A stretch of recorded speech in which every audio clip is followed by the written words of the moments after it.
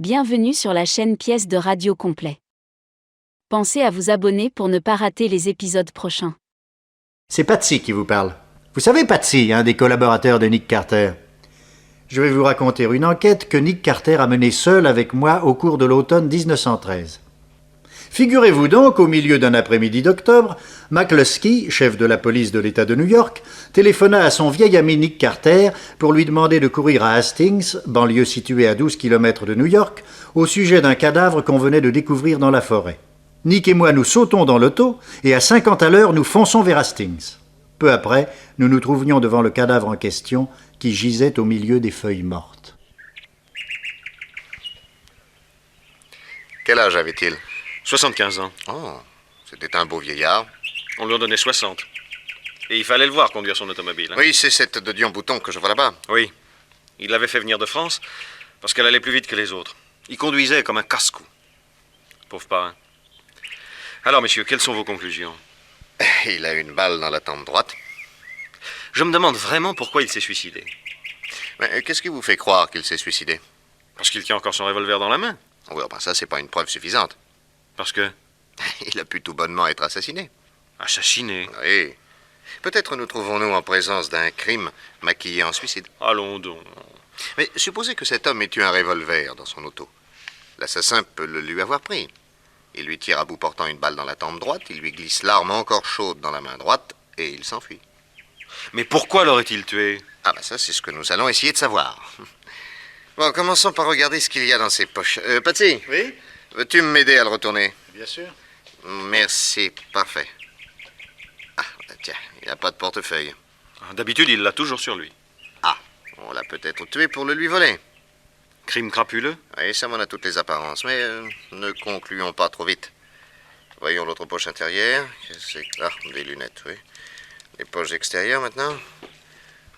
3 boules de gomme et un papier. Tiens. Comment vous appelez-vous déjà, monsieur? David Hornby. Très bien, merci. Qu'est-ce que c'est que ce papier? Non, excusez-moi, secret professionnel. Voyons maintenant les poches du gilet. La montre. En tombant, il a écrasé le verre. Et les aiguilles se sont arrêtées à 3h21. L'heure de sa mort. Aucun doute là-dessus. Heureusement qu'il y a un bon Dieu pour faciliter la tâche des détectives. J'aimerais, monsieur David Hornby, que vous nous répétiez exactement ce que vous avez déclaré aux policemen d'Hastings. Je leur ai dit que je venais de découvrir le cadavre de mon parrain. Vous avez spécifié en quelles circonstances? Naturellement. Il devait venir me voir aujourd'hui, chez moi, à 3h30. Oui. J'habite Hastings, à 10 minutes d'ici. Et lui? Lui, il habite New York, 15e avenue, numéro 14. Je l'ai attendu jusqu'à 3h35 et, ne le voyant pas venir, j'ai été brusquement saisi d'une angoisse, d'une espèce de pressentiment que je ne pourrais pas expliquer, mais à un point tel que j'ai dit à ma femme, je vais au-devant de lui. Mais vous saviez par où il devait arriver? Oui, il venait toujours avec son auto et je lui avais indiqué un raccourci où il ne passe jamais personne. Tiens, quelle utilité. Il était ravi quand il pouvait pousser l'accélérateur à fond sans risquer d'écraser un piéton. Oui. Et comment êtes-vous allé au-devant de lui? À pied? Oui. J'ai pas d'auto, moi. Oui. Alors, vous vous êtes engagé dans le raccourci, et puis? Et puis, après 10 minutes de marche, j'ai aperçu la de Dion-Bouton, arrêtée et la portière ouverte. Je m'approche, personne. J'appelle, pas de réponse. Je commence à trouver ça inquiétant. Je cherche et je finis par découvrir ici, dans les feuilles mortes, mon pauvre parrain tombé dans la position où vous l'avez vu en arrivant. Et qu'avez-vous fait? Quand j'ai vu le revolver, le sang qui avait coulé et son immobilité, j'ai compris qu'il était mort. Alors je n'ai touché à rien et j'ai couru avertir la police d'Hastings. Bien. Comment s'appelait-il? Cyril Fairfax. Il laisse une veuve? Sa femme est morte l'année dernière. Des enfants? Il n'a plus aucune famille, sauf un neveu à qui j'ai téléphoné. Il n'était pas à son bureau. J'ai demandé qu'il rappelle la police d'Hastings. On lui dira d'aller me rejoindre chez son oncle à New York. Maintenant, il faut que j'aille prévenir Lisbeth. Lisbeth, qui est-ce? Sa petite bonne. Il l'aimait beaucoup. Elle est entrée à son service il y a 5 ans. Oui. Voilà la voiture qui vient prendre le corps. Bon, monsieur Hornby... Monsieur Hornby, nous filons avec vous au domicile de votre parrain, si vous voulez monter dans mon auto. Volontiers, merci.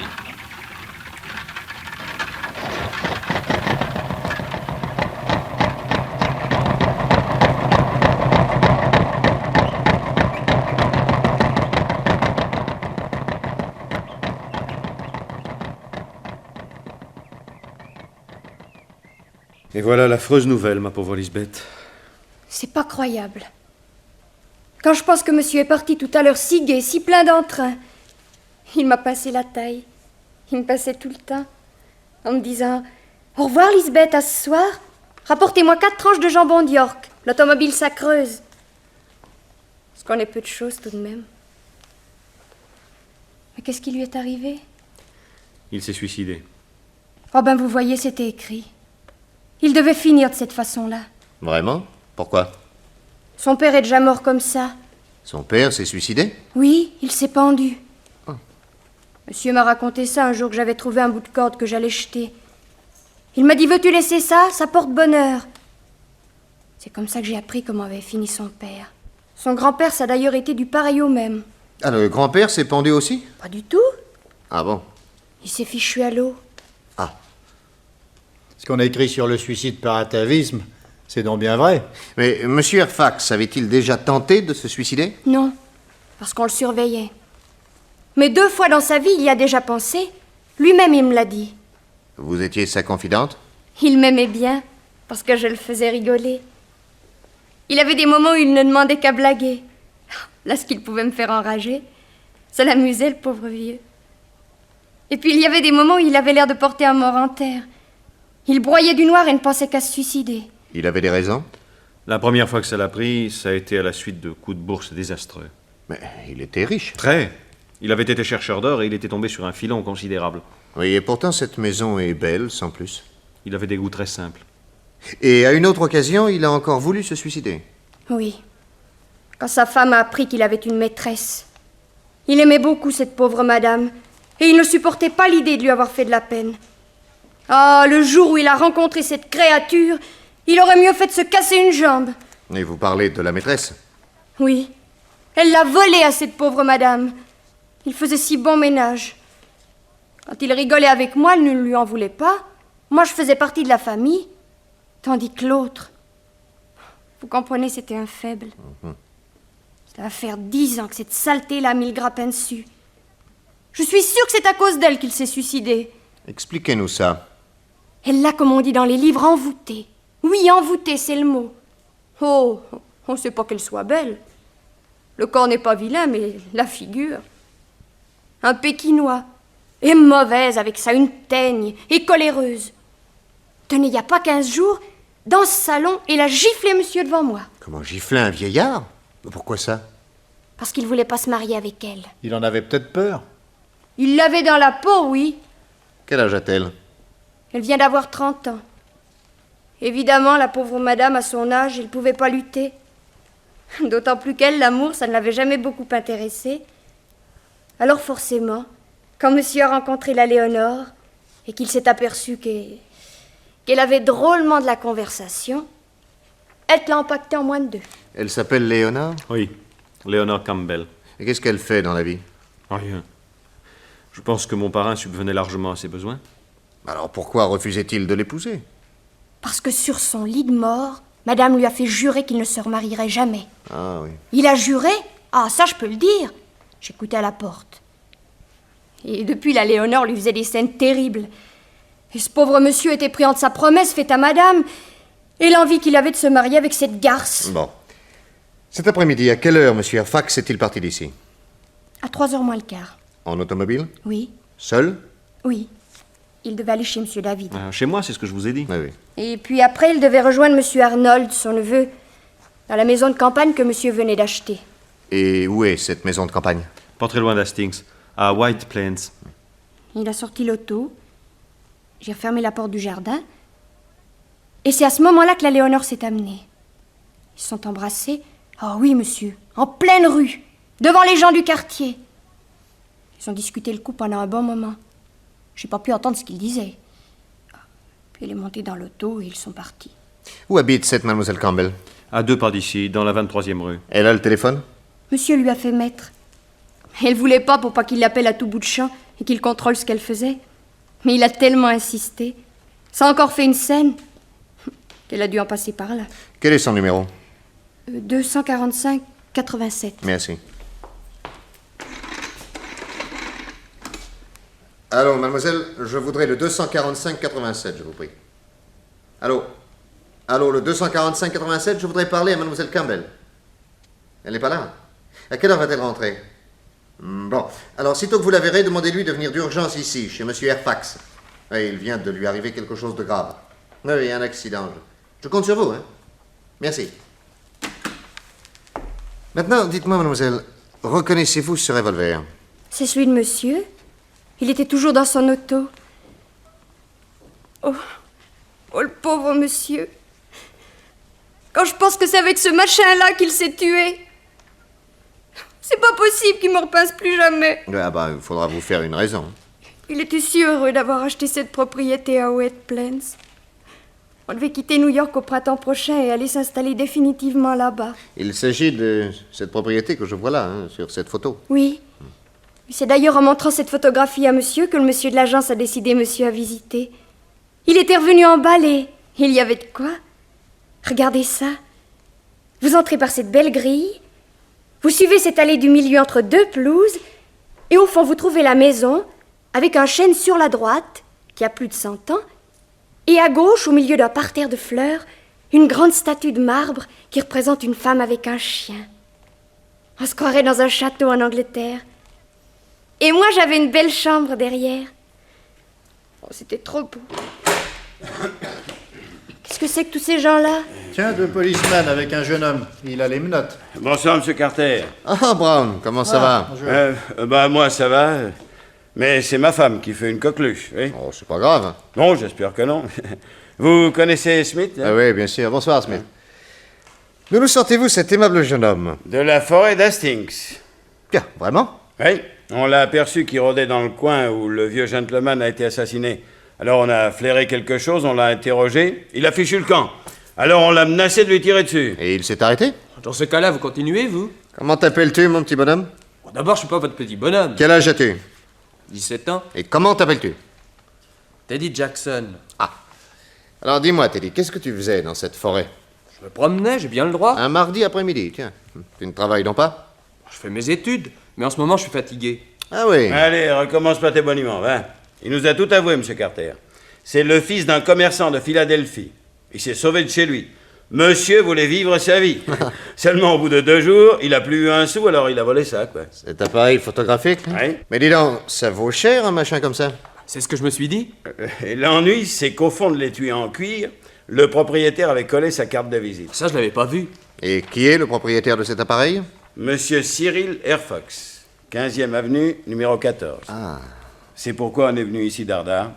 C'est le vieux gentleman dont on a trouvé le cadavre cet après-midi? Oui, oui. Ah bah vous voyez, on a pensé que ça vous intéresserait de bavarder avec ce petit voyou. Mais vous avez très bien fait. Merci, Brown. Lisbeth, Monsieur? reconnaissez-vous cet appareil? Bien sûr, c'est celui de monsieur. Il faisait de si belles photos avec. Merci. Maintenant, mon petit Teddy, tu vas me raconter dans quelles conditions tu l'as volé. Oh, voler, c'est tout juste si on m'avait pas invité à le prendre. Quoi? Madame, je marchais dans la forêt quand j'ai vu une auto arrêtée et la portière ouverte. Personne autour. Et sur la banquette, tout seul, là, cet appareil photo, j'ai eu qu'à tendre la main. Vraiment? Comme je vous le dis. Aussi, pourquoi est-ce que les gens laissent traîner leurs affaires? Ah bah oui, ça, hein, pourquoi? Et pour le portefeuille, comment ça s'est passé? Le portefeuille? Quel portefeuille? Celui que tu as volé à monsieur Airfax. Moi? Mais j'ai pas pu voler de portefeuille, j'ai vu personne. Allons, il faudrait pas me prendre pour un débutant. Hein. Tu veux que je te dise, moi, comment les choses se sont passées? Oh, allez-y, amusez-moi. Eh bien, après l'appareil photo, tu t'es mis à fouiller dans l'auto. Et tu as mis la main sur le revolver. Là-dessus, monsieur Airfax revient, tu prends peur, tu tires, tu lui voles son portefeuille et tu maquilles ton crime en suicide. Un garçon comme toi, ça lit les journaux, ça connaît tous les trucs. Oh, ce qu'il faut entendre. Ce que je dis, c'est pas vrai? Mais c'est faux, archi faux. Je le souhaite très sincèrement, mon petit. Parce que j'aime bien les gosses. Mais pas dans l'exercice de mon métier. Si je pouvais ne plus jamais te retrouver dans des histoires de genre, ça me ferait bien plaisir, crois-le. Bon, où étais-tu cet après-midi à 3h21? À 3h21. Oui, quand monsieur Airfax est tombé. Je sais pas, moi. Oh. Ah si, attendez. J'ai bu un gin dans un saloon, tout de suite avant d'entrer dans la forêt. Ah, lequel? Oh, je me rappelle plus. Quoi, il n'y avait pas un nom sur l'aventure? Non? Oh non. Oh si, attendez. Même que c'est un drôle de nom qui m'a fait rigoler. Dis vite. Oh, au cheval qui pleure. Au cheval qui pleure. Tu notes ça, Patsy? Oui, c'est gravé dans ma tête. Et il y avait une vieille horloge derrière le comptoir. Une horloge où tu as remarqué qu'il était 3h21. Enfin, à quelques minutes près. Eh bien, nous irons vérifier ton alibi. Et je nous souhaite à tous les deux que tu n'aies pas menti. Tenez, regardez dans le jardin qui c'est qui s'amène. C'est Léonore. Vous connaissez cette femme? Oui, mais je l'évite le plus possible. Chut, la voilà. Messieurs, la bonne m'a fait part de votre coup de téléphone. Que se passe-t-il? Monsieur s'est suicidé. Qu'est-ce que vous dites? Ce n'est pas vrai. Il s'est suicidé et il est mort. Ce n'est pas possible, ce n'est pas possible. C'est ma faute. Tout est ma faute. Vous, monsieur, qui êtes-vous? Nick Carter, détective. Nick Carter. Ah oui, je vois. J'aimerais vous poser quelques questions. Je vous écoute. Au début de cet après-midi, à 3h moins le quart, vous êtes monté dans l'auto de M. Airfax. Comment le savez-vous? Je vous ai vu. M. Airfax comptait sortir seul, je crois. Oui. Il devait être à 3h30 chez son filleul à Hastings, puis rejoindre son neveu Arnold dans la propriété qu'il venait d'acheter à White Plains. Oui, nous savons tout ça. Alors j'ai dit à Cyril que je voulais aller avec lui parce que j'avais à lui parler. Et nous sommes partis. Je me suis laissé dire qu'il existait entre vous et lui des liens de grande affection. J'étais sa maîtresse et je n'en rougis pas. Donc, vous êtes parti avec lui. Mais auriez-vous été reçu à Hastings chez M. Hornby? Ah, ça non, par exemple. Tiens, vous êtes là, vous. Soyez tranquille, David, je serai resté dans l'auto. Regardez, monsieur Carter, comme il me déteste, celui-là aussi. Autant qu'Arnold, le neveu de mon pauvre Cyril. C'est bien simple, tout le monde me déteste. Pourtant, ces deux-là pouvaient me considérer un peu comme de la famille. Depuis 10 ans que j'assiste à toutes les cérémonies. Mariage, baptême, enterrement. Oh, de loin, bien sûr, derrière des piliers. Un jour, il faudra que quelqu'un écrive sur les sacrifices de la maîtresse cachée, qui est plus l'épouse que l'épouse légale. M. Airfax, mademoiselle, est mort cet après-midi à 3h21, très exactement. Où ça? Dans la forêt d'Hastings. Et vous le savez aussi bien que moi. Comment le saurais-je? À ce moment-là, je n'étais plus avec lui. Permettez-moi d'en douter. Et moi de mettre les points sur les i. Je vous écoute. Pendant que je roulais avec Cyril, la conversation est revenue sur la volonté que j'avais de l'épouser. Cette prétention était bien légitime, car enfin, ce n'est qu'auprès de moi qu'il a connu le vrai bonheur. Et cela pendant 10 ans. Une fois l'autre morte, ne trouvez-vous pas que ça n'aurait été que justice qu'il m'ait enfin donné son nom? Pour hériter des sous, pardi. Moi, je suis plus riche que lui. Ah, laissez-nous rire. Personne ne sait que j'ai été obligé de lui prêter à plusieurs reprises des sommes importantes. Il m'a signé des reconnaissances de dette. Et le moment venu, je les montrerai à qui de droit. Il faudra bien alors que M. Arnold de Joyce, héritier, me rembourse ce que son oncle me devait. À ce moment-là, on verra s'il gardera sa superbe.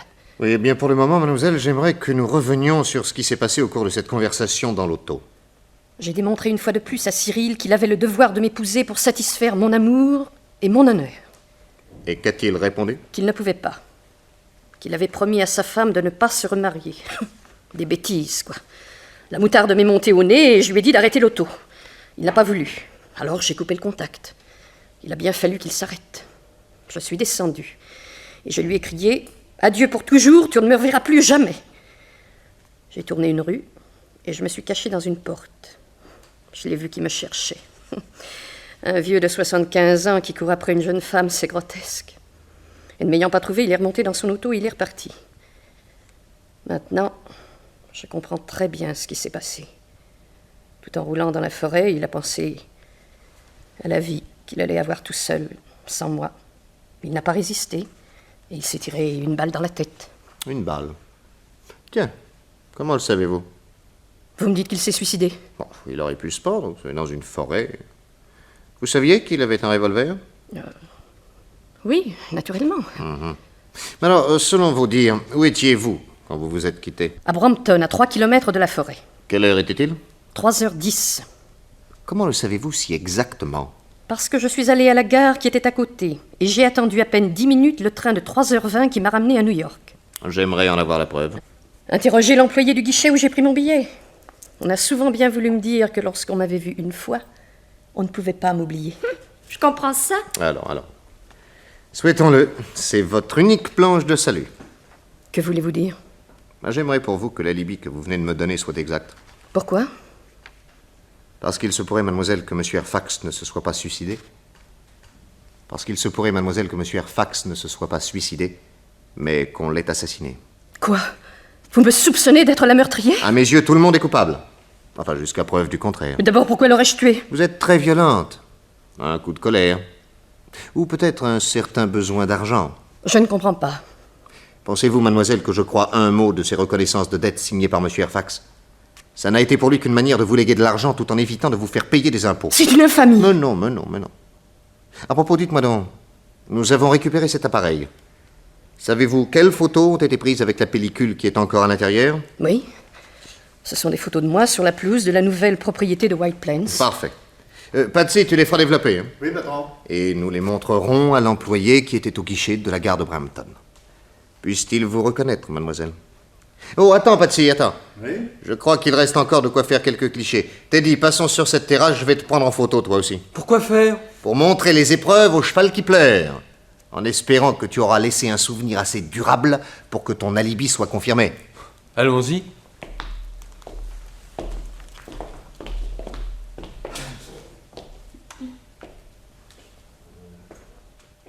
Attention, ne bouge plus.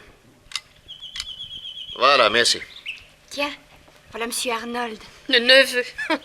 Encore un qui se croit sorti de la cuisse de Jupiter. Et dire que mon pauvre Cyril ne jurait que par lui. Bonjour, messieurs. Il y a aussi des dames. Je suis Nick Carter, détective. Oh, Monsieur Carter, je vous reconnais bien, oui. J'ai dîné plusieurs fois à votre club. Je suis Arnold Joyce, le neveu de Monsieur Fairfax. Ah, je suis atterré. Oui, en rentrant à mon bureau, j'ai trouvé le message de David. J'ai téléphoné à la police d'Hastings qui m'a appris l'affreuse nouvelle. Que s'est-il passé? Pourquoi s'est-il suicidé? On ne sait pas. Monsieur Carter, lui, parle d'assassinat.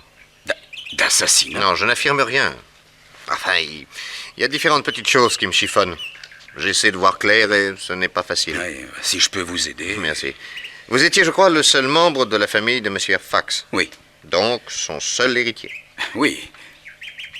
Dites donc, Monsieur Carter, vous n'allez tout de même pas supposer que j'ai assassiné mon oncle pour hériter plus vite? Mon devoir, cher monsieur, est de faire toutes les suppositions, même les plus invraisemblables. Dans ce cas, ne vous gênez pas. Vous saviez que votre oncle avait un revolver dans son auto? Oui, bien sûr, il ne s'en cachait pas. Et où étiez-vous cet après-midi à 3h21, au moment où votre oncle mourait? En train de l'attendre dans sa propriété de White Plains. Qu'étiez-vous allé faire là-bas? Je suis architecte, mais depuis quelques années, je me suis adjoint à une autre branche, oui. La création de jardins. Ah. Hier soir, je suis revenu de Montréal, où j'ai été créer des jardins à la française dans le palais d'un riche exportateur de fourrure. Bravo. Sitôt rentré à New York, j'ai téléphoné à mon oncle pour avoir de ses nouvelles. Il m'a appris qu'il venait d'acheter une propriété à White Plains. Et il m'a demandé d'aller dès aujourd'hui voir si je pourrais lui suggérer des modifications pour son jardin. Et il pensait m'y rejoindre à 4h30 au plus tard, devant passer chez son filleul à 3h30. Oui. J'ai étudié le jardin et j'ai attendu mon oncle vainement. Ne le voyant pas, je suis reparti vers 5h. Quelqu'un peut-il témoigner de votre présence là-bas? Malheureusement, non. Comment, il n'y a pas de gardien? Non. Non, ce matin, j'ai envoyé ici mon cycliste prendre les clés de la propriété. Mais dites donc, Monsieur Carter, si personne ne peut prouver que j'étais là-bas, vous n'allez tout de même pas me faire des ennuis. Non, je ne pense pas. Savez-vous combien votre oncle a payé cette propriété? Non, il ne me l'a pas dit. Non. À White Plains, le mètre carré ne doit pas être donné. Dites-moi, la maison est en meulière ou en pierre de taille? Bon, vous savez, moi, je me suis surtout intéressé au jardin. J'ai relevé des cotes, crayonné les premières modifications possibles. Enfin, je n'ai pas perdu une seconde. Au fait, Monsieur Carter, me permettez-vous une remarque? Mais je vous en prie. Vous envisagez la possibilité d'un assassinat, et vous avez probablement de bonnes raisons pour cela. Mais vous ignorez peut-être que le suicide de mon oncle n'est pas surprenant, étant donné la lourde hérédité qui pesait sur lui. Ah oui, son père et son grand-père se sont suicidés, je sais. Ah, très bien. Je vous ai d'ailleurs apporté des lettres qu'il m'avait écrites aux deux époques où il voulait mettre fin à ses jours. Tenez, d'abord celle-ci, quand il a perdu en bourse la valeur d'une petite fortune. Et cette autre, après un coup dur sentimental avec sa femme. À propos de sa maîtresse. Oui, nous savons. Ah bon, je vois que vous êtes très très au courant. Ça m'épargne un exposé qui n'aurait guère été à l'avantage de mademoiselle. Insultez-moi, j'ai l'habitude. Mais patience, une surprise vous attend chez le notaire. Ah oui, laquelle? Non, arrêtez, je vous prie, ces propos oiseux. Monsieur David Hornby, dites-moi plutôt ce que votre parrain allait faire chez vous cet après-midi. Il venait sans but précis. Ah. Il y avait très longtemps qu'il n'avait pas vu ma femme. Oui, une simple visite d'affection, ça. Oui. N'aviez-vous pas contracté une dette envers lui? Une dette? Non, je ne vois pas. J'ai pourtant trouvé ce papier dans la poche du mort. Qu'est-ce que c'est? Un reçu de 10 000 $ que vous avez signé à M. Fairfax. Bah oui, c'est vrai. Mais cet emprunt devait rester strictement secret. Je sais, moi, pourquoi vous vouliez que votre parrain garde le silence. Non mais dites donc, vous de quoi vous mêlez-vous? Monsieur Carter, David Hornby, que vous voyez là, était comptable dans une maison de commerce de New York. Vous allez la boucler? Oh, faites-moi le plaisir de rester tranquille. Continuez, mademoiselle. Il a volé 10 000 $ dans la caisse de son patron. Saleté! Il a volé 10 000 $ parce qu'il passait ses soirées dans des tripots et qu'il était dans une série noire. Et son patron, Bonbougre, a promis de ne pas porter plainte à condition d'être remboursé immédiatement. Alors mon pauvre Cyril, qui était la bonté même, a prêté la somme à son filleul pour qu'il n'aille pas en prison. Ouais. Mais il y a déjà plus d'1 an qu'il aurait dû rentrer dans ses fonds. Ce monsieur a demandé si souvent des prolongations que j'ai poussé Cyril à faire vendre ses meubles s'il ne lui rendait pas ses 10 000 $ aujourd'hui même. Ah, c'est donc à ce sujet que vous deviez vous voir. Oui. Étiez-vous en mesure de rembourser? Non. Pourtant, vous lui aviez dit au téléphone que vous alliez lui verser les 10 000 $ cet après-midi. Parbleu, c'était pour qu'il amène son reçu, hein? Monsieur Hornby, c'est bien vous qui aviez indiqué à votre parrain ce raccourci, où il ne passe jamais personne. Oui? Vous saviez que votre oncle avait un revolver dans son auto? Non. Menteur! C'est vous qui lui avez conseillé d'en acheter un et de l'avoir toujours à portée de la main quand il roulait. Pourquoi avez-vous éprouvé le besoin d'aller au-devant de lui? Je vous ai dit que c'était un pressentiment qui m'y avait poussé. Oui, j'imagine très bien ce qui s'est passé. Il vous voit sur la route, il arrête son auto. Vous lui dites que vous ne pouvez pas le rembourser, le ton monte, et il menace de vous faire vendre. Alors, vous prenez son revolver et vous tirez sur lui. Puis, vous maquillez votre crime en suicide.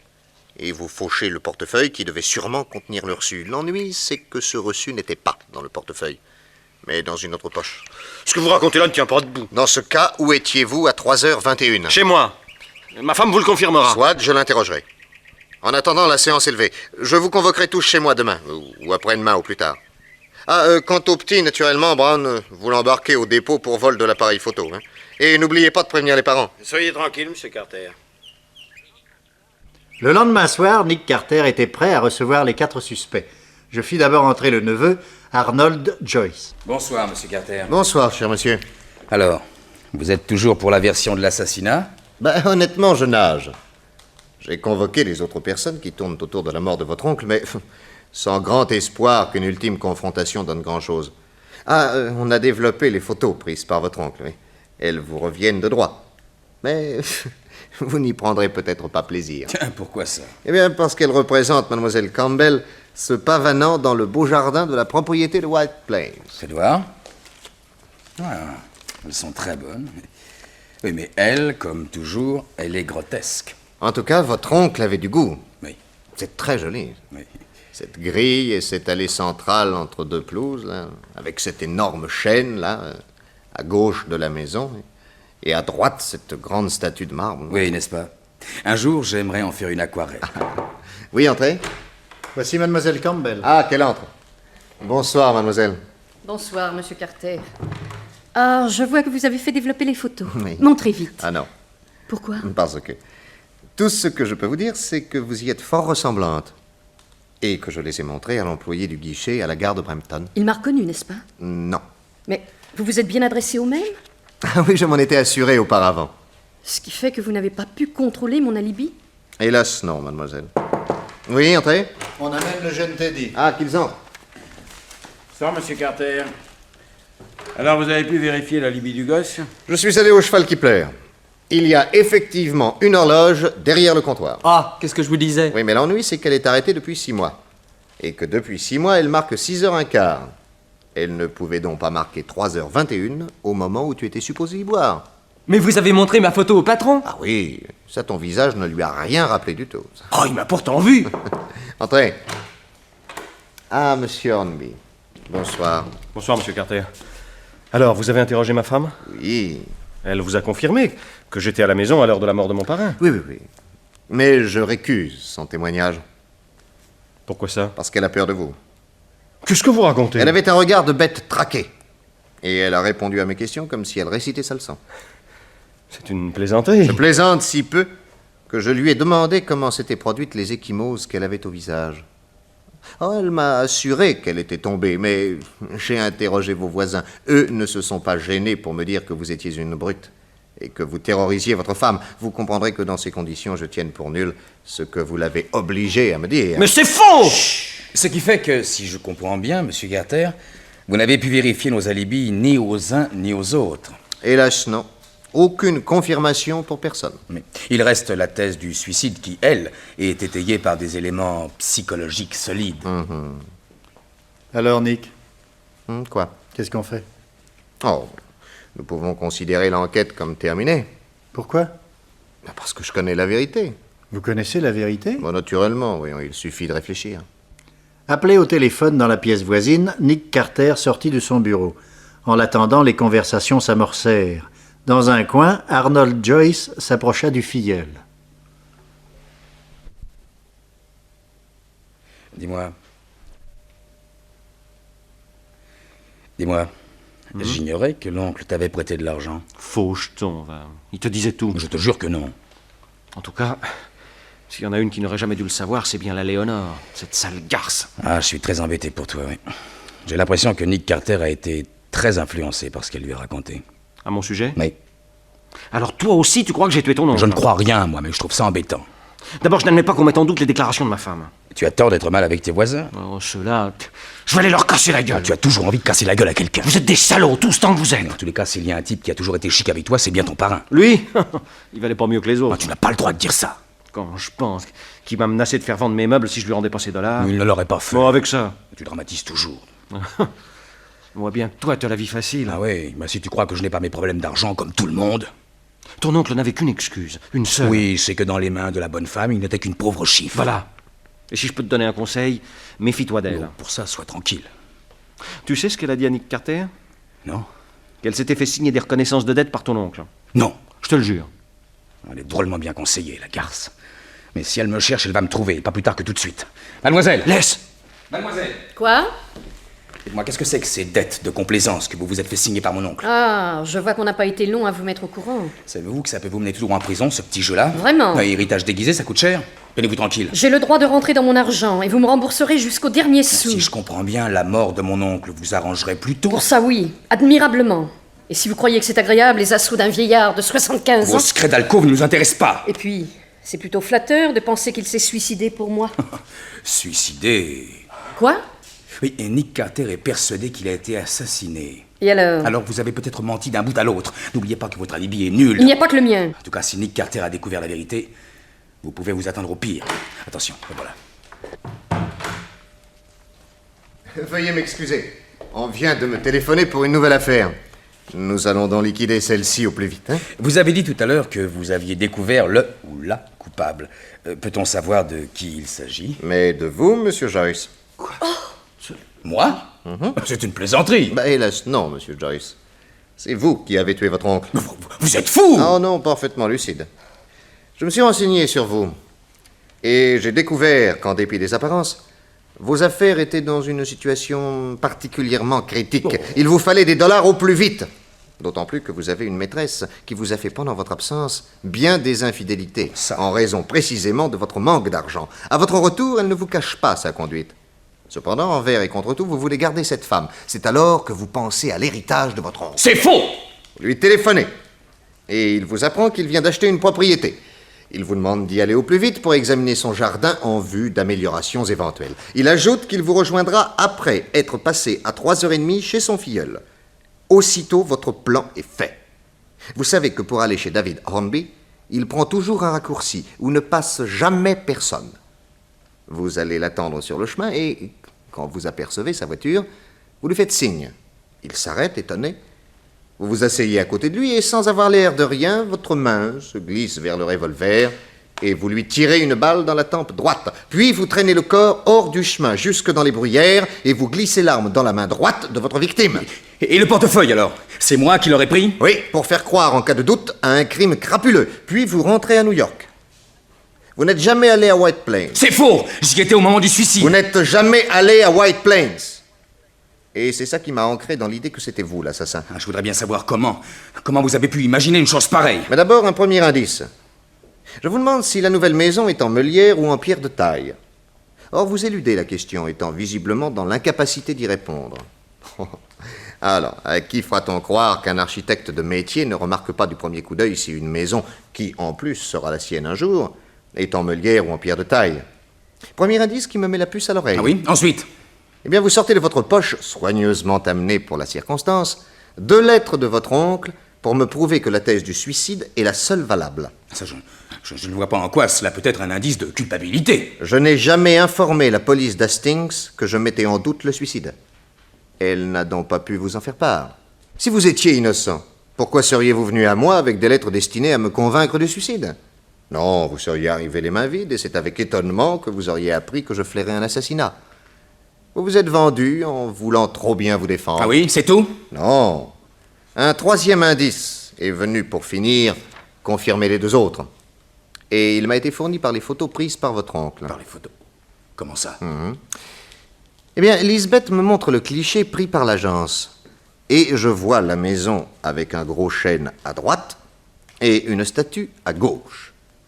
Je fais développer les photos de votre oncle, mais je demande qu'au tirage sur papier, on tire les épreuves à l'envers, de telle sorte que sur les photos que vous admirez avec moi, le chêne se trouve à gauche et la statue à droite.